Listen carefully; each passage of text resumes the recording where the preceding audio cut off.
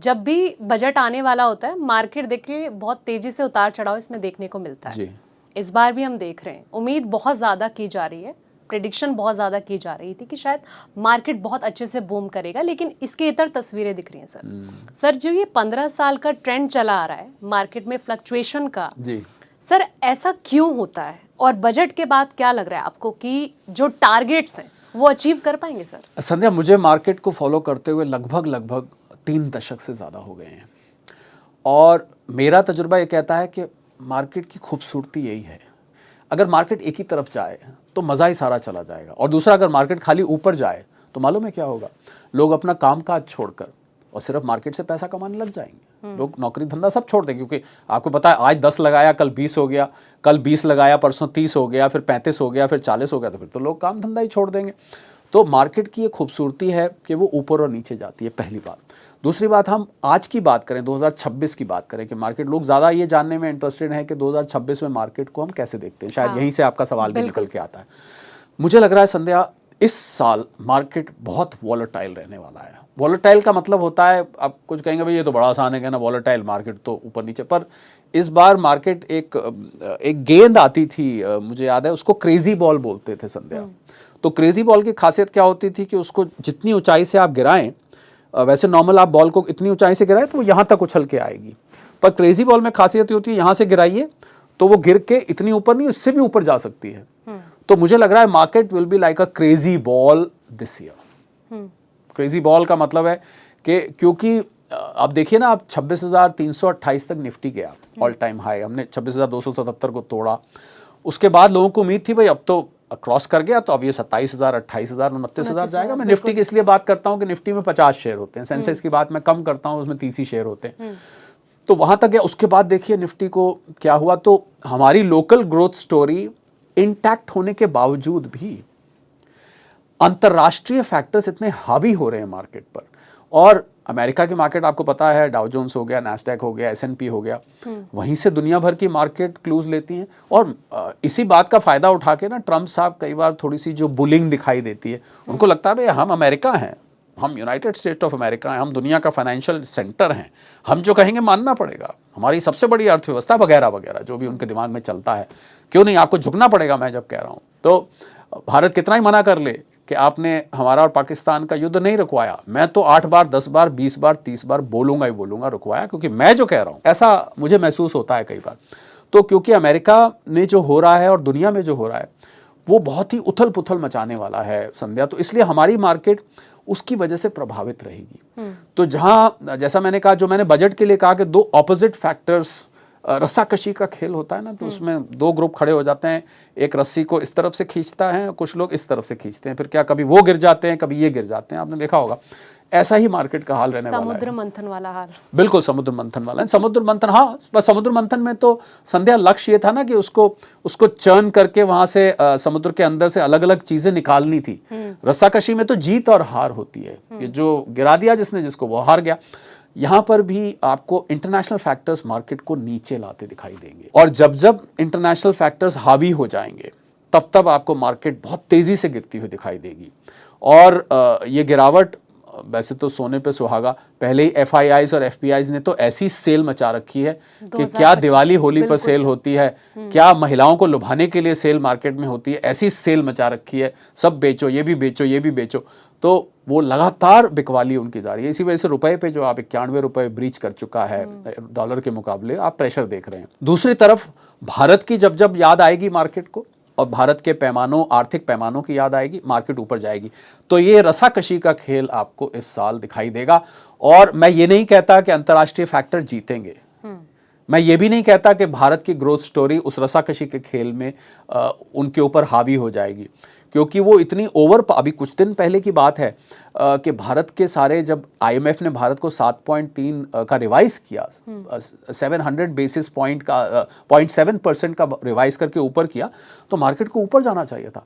उसी दिन मार्केट, आपने देखा होगा, अभी कुछ दिन पहले की बात है, 300 कुछ पॉइंट गिर गई। हाँ। क्योंकि अंतर्राष्ट्रीय फैक्टर्स, डोनाल्ड ट्रंप साहब ने नई नई घोषणाएं उनके निकल के आ रही हैं। कभी उनको ग्रीनलैंड चाहिए, कभी उनको आइसलैंड चाहिए, कभी उनको कोलंबिया चाहिए, कभी उनको क्यूबा चाहिए, कभी अपने आप को वेनेजुएला का प्रेसिडेंट घोषित कर देते हैं, अपने फॉरेन सेक्रेटरी को क्यूबा का प्रेसिडेंट घोषित कर देते हैं।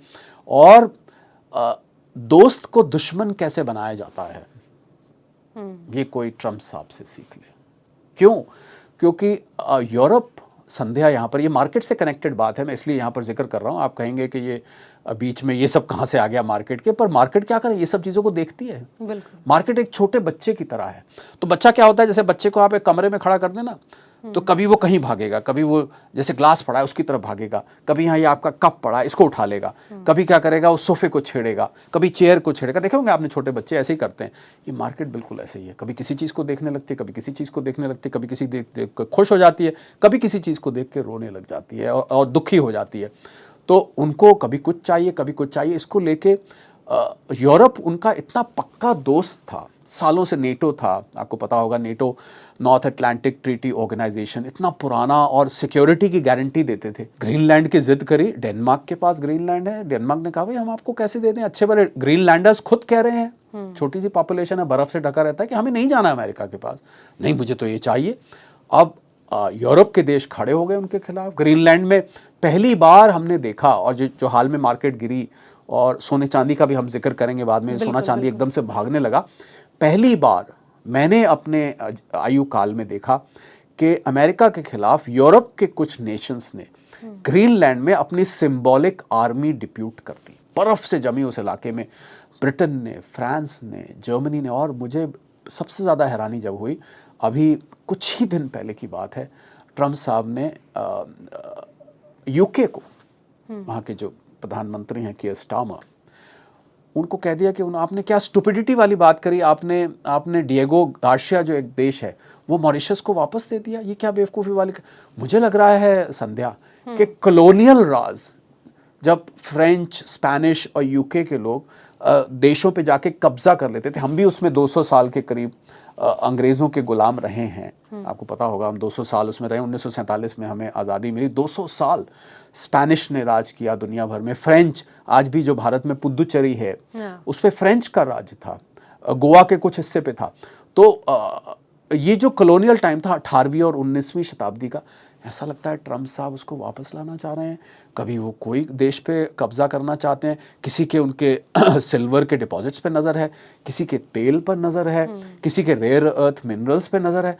ये कैसी भू राजनीतिक परिस्थिति पैदा हो गई है, मार्केट को ये पसंद नहीं आएगी। तो मूल मुद्दा ये है कि ट्रम्प साहब का 2028 तक कार्यकाल है। मुझे मार्केट के कुछ ऑपरेटर्स मिले, कहते चलो यार 1 साल तो निकल गया, 3 साल और हैं, ये उतार चढ़ाओ जब तक ट्रम्प साहब हैं। अब अगर ट्रम्प साहब की गद्दी बनी रही, अगर उनकी गद्दी बनी रही, तो आपको 2028, 26 क्या, 27 और 28 दोनों में आपको उतार चढ़ाव दिखेगा। और एक और बहुत ज़रूरी बात, कुछ लोग ऐसा कह रहे हैं जो राजनीतिक एनालिस्ट हैं कि ट्रम्प साहब ये सब कर रहे हैं मिड टर्म इलेक्शंस जो नवंबर 2026 में अमेरिका में बीच में भी इलेक्शंस होते हैं, उससे ध्यान भटकाने के लिए, क्योंकि उनकी अप्रूवल रेटिंग गिर चुकी है।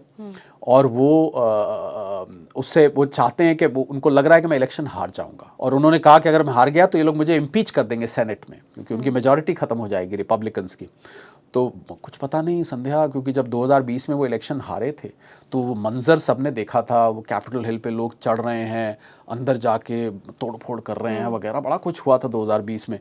पता नहीं अब कल को क्या हो जाए। तो इतनी क्या होता है कि मार्केट को संध्या अनसर्टेनिटी और इनस्टेबिलिटी पसंद नहीं है। रशिया यूक्रेन का युद्ध देख लीजिए, और ज़्यादा घमासान हो चुका है। राष्ट्रपति साहब ने कहा था, ट्रम्प साहब ने, कि हम मैं 24 घंटे में रुकवा दूंगा इसको, और ज़्यादा घमासान हो चुका है। और जियोपॉलिटिकल टेंशन्स, उनको नोबेल नाम जाते ही मुझे याद आ गया कि सेकंड हैंड नोबेल पुरस्कार, यूज्ड नोबेल पुरस्कार लेके इतनी बड़ी मुस्कुराहट उनके चेहरे पर आई जब वो मचाडो के साथ खड़े हुए। इतनी बड़ी मुस्कुराहट तो उनकी शादी के टाइम भी मैंने नहीं देखी, कि इतनी बड़ा उनका स्माइल, इतने खुश हो गए वो नोबेल। तो उनको लगा अब मुझे नोबेल नहीं दिया तो अब मैं क्यों पीस को परस्यू करूं, मैं शांति के पीछे क्यों भागूं। तो उसका उल्टा उन्होंने शुरू कर दिया। तो मार्केट को ये अशांति पसंद नहीं है। तो इसलिए मुझे लग रहा है कि मार्केट एक क्रेजी बॉल की तरह ऊपर नीचे ऑल टाइम हाई भी छुएगा, डीप करेक्शंस भी आएंगी। क्यों आएंगी, और आप ये कहेंगे कि कब आएंगी और क्यों आएंगी, तो आप तो जर्नलिज्म की दुनिया से आती हैं, और मुझे लगता है कि एक जर्नलिस्ट से अच्छा कोई नहीं समझ सकता जो मैं बात कहने जा रहा हूँ। क्या आप मुझे बता सकती हैं कि अगले घंटे क्या खबर आने वाली है?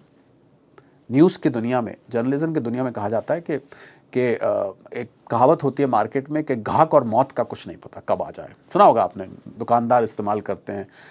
मैंने उसमें थर्ड डायमेंशन ऐड किया है, घाक, मौत और न्यूज़ का कुछ नहीं पता कि कब क्या खबर आ जाए।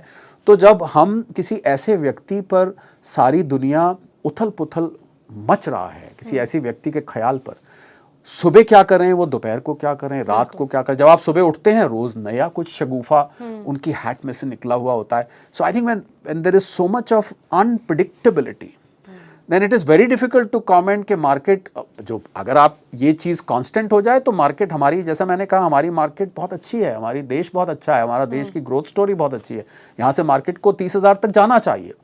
पर ये जब ये रसाकशी के खेल में ग्लोबल फैक्टर्स हावी होंगे तब तक मार्केट करेक्शन देगा, और बहुत शार्प करेक्शंस और उतार चढ़ाव।